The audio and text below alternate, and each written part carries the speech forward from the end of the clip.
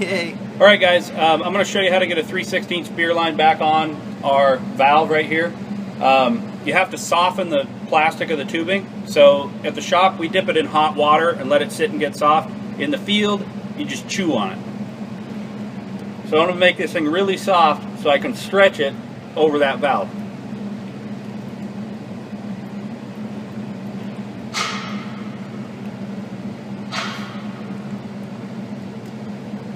Put your clamp on.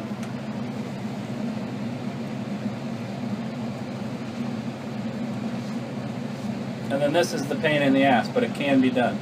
So you work it very slowly, and you'll start to stretch the plastic out.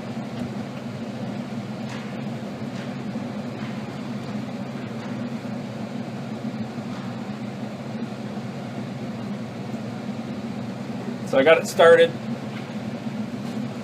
Then you just slowly wiggle the tubing until it's back on the valve. Then you just take your clamp, tighten it up, and you're good to go. Viva la Mexico!